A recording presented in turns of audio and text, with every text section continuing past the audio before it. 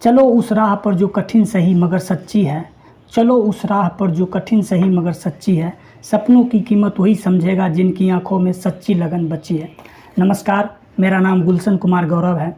आज मैं आप लोगों के साथ यूजीसी नेट से संबंधित टॉपिक पर चर्चा करने वाला हूं।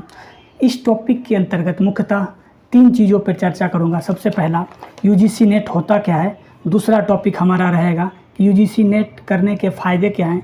तीसरा टॉपिक रहेगा कि यूजीसी नेट की तैयारी को किस प्रकार से करना है। सबसे पहला टॉपिक है हमारा यूजीसी नेट क्या होता है। यूजीसी नेट मतलब university grant commission national eligibility test. अगर मानिए आप यूजीसी नेट को कर लेते हैं तो इससे आपको क्या होगा कि भारत में किसी भी यूनिवर्सिटी, उस यूनिवर्सिटी के अंतर्गत जो भी कॉलेज आते हैं उसमें आप असिस्टेंट प्रोफेसर बनने की आप योग्यता को रखते हैं। दूसरा टॉपिक ये है कि यूजीसी नेट करने के फ़ायदा क्या है। सबसे पहला फ़ायदा ये है कि अगर आपकी आयु 30 साल से कम है, अगर आप नेट का एग्ज़ाम देते हैं और नेट का एग्ज़ाम अगर आप पास कर जाते हैं तो आप नेट जेआरएफ के अंतर्गत आप आ जाइएगा, जिसको जेआरएफ को जूनियर रिसर्च फेलोशिप का कहते हैं। अगर आप नेट जेआरएफ आप कर जाते हैं तो 3 साल तक, अगले 3 साल तक भारत सरकार द्वारा जो है प्रत्येक महीना 37,000 का फेलोशिप आपको मिलेगा। इससे ये होगा कि जो ही आप नेट जेआरएफ करिएगा 3 साल तक आपका फेलोशिप लग जाएगा, तो पीएचडी का आप एडमिशन ले लीजिए, उधर आप रिसर्च भी करते रहिएगा।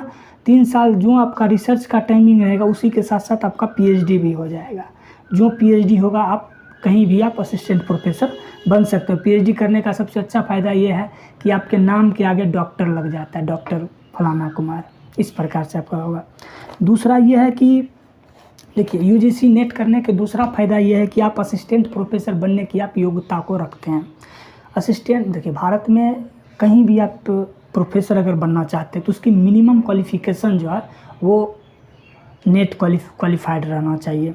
चाहे देखिए बिहार के संदर्भ में बात करते हैं, चाहे आप मिथिला यूनिवर्सिटी में असिस्टेंट प्रोफेसर बनना चाहते हैं, या आप पटना यूनिवर्सिटी में बनना चाहते हैं, या पाटलिपुत्रा यूनिवर्सिटी में बनना चाहिए, या नालंदा ओपन यूनिवर्सिटी, या नालंदा यूनिवर्सिटी, या बाबा यूनिवर्सिटी, किसी भी यूनिवर्सिटी में आप बनना चाहते हैं तो आपको नेट करना पड़ेगा। और तीसरा फ़ायदा ये है कि लोग इससे आप पीएचडी कर सकते। देखिए भारत में वर्तमान समय में पीएचडी 2 प्रकार का होता है। पहला पीएचडी होता है जो रेगुलर मोड में होता है, दूसरा जो है डिस्टेंस। इसको इस प्रकार से समझ सकते हैं कि देखिए किसी यूनिवर्सिटी में मानिए अगर फिजिक्स का 100 सीट है, 100 सीट में 80% जो सीट भरा जाता है वो जो नेट क्वालिफाइड है उनका रहता है, और 20% जो है जो नेट क्वालिफाई नहीं रहते उनके लिए है। लेकिन वो 20% जो बिना नेट क्वालिफाई के उनका फ़ीस अधिक रहता है। लेकिन मानिए अभी इस यूनिवर्सिटी की बात कर रहे हैं, सीवी रमन यूनिवर्सिटी की बात कर रहे हैं। सीवी रमन यूनिवर्सिटी में अगर आप प्राइवेट से करना चाहते हैं, मतलब 20% का कोटा उसमें करना चाहते हैं, तो 2 लाख रुपया पर साल है, मतलब 3 साल में 6 लाख रुपया। वही अगर आप नेट क्वालिफाई कर जाते हैं तो 10-10 हज़ार रुपया पर साल लगता है। मतलब आप या तो 6 लाख रुपया में बिना नेट क्वालिफाई के करिए, या नेट क्वालिफाई अगर आप कर जाते हैं तो 30,000 रुपया में आप पीएचडी आपका हो जाएगा और आपके नाम के आगे डॉक्टर लग जाएगा। और आसानी से जो है आप अच्छे यूनिवर्सिटी में असिस्टेंट प्रोफेसर बनने की आप योग्यता रखिएगा, आप इंटरव्यू दे सकते हैं। एक चीज़ देखिए, जेआरएफ करने के एक फ़ायदा और बताते हैं। मानिए आप पीएचडी कर लिए, उस समय तक अगर आपका जेआरएफ लगा हुआ 37,000 रुपये पर मंथ मिल रहा है, जैसे मानिए आप उत्तर प्रदेश के, अगर वैकेंसी आ गया मणिपुर में असिस्टेंट प्रोफेसर की, आपको अगर जेआरएफ मिलता रहेगा तो आने जाने में आसानी होगा, क्योंकि मणिपुर, उत्तर प्रदेश से मणिपुर आने जाने में 12,000 रुपया कम से कम खर्च होता है। वैसा ऐसा अगर मानिए अगर 2 फॉर्म निकल जाएगा ना, तो आप कैसे मैनेज करिएगा। इसलिए जो है आप अच्छे से मेहनत करके अगर जेआरएफ के अंतर्गत आ जाइएगा तो आपको जो असिस्टेंट प्रोफेसर बनने में आसानी होगी। तीसरा ये है कि नेट का फॉर्म भरने की मिनिमम योग्यता क्या है। देखिए इसका योग्यता के लिए सबसे पहले ये है कि आपको एमए, एमएससी या एमकॉम या एमएड, जिसको एमए एजुकेशन बोला जाता है, इस चारों में से कोई एक डिग्री आपके पास रहना चाहिए।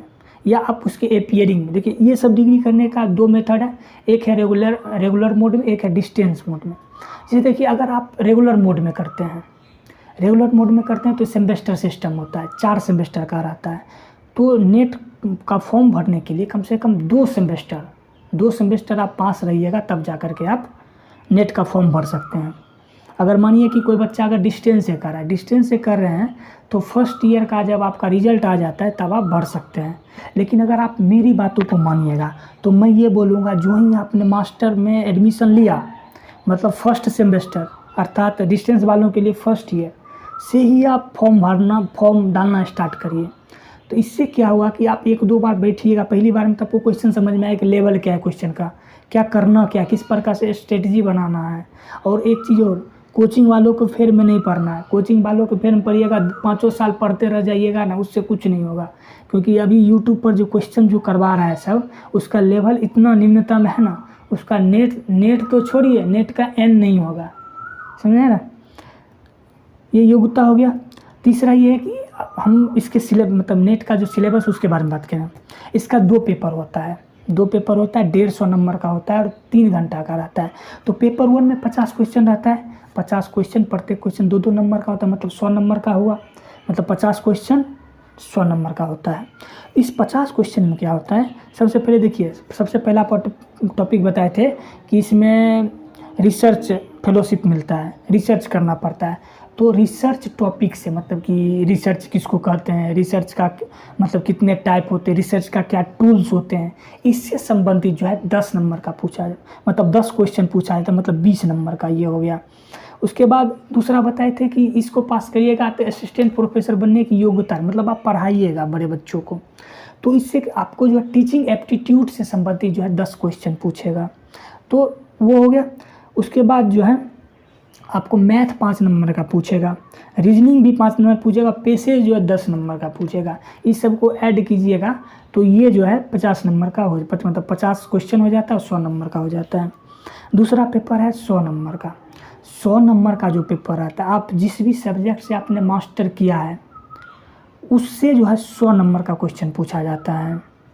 तो आप क्या करिए, इस 100 नंबर को तैयारी करने के लिए आप क्या करिए, आप जब मास्टर्स कर रहे थे उस समय जो आपके यूनिवर्सिटी के द्वारा जो बुक दिया गया होगा उस बुक को थ्रू आउट पढ़िए, तब जा कर के आप आसानी से जो है स्कोरिंग कर पाइएगा। अगर आप ये 100 नंबर में अगर आपका स्कोरिंग नहीं हुआ तो आपको नेट JRF नहीं मिलेगा। आशा करता हूँ कि आप जिस उद्देश्य से इस वीडियो को देखने के लिए आए थे वह उद्देश्य आपका पूरा हो गया होगा।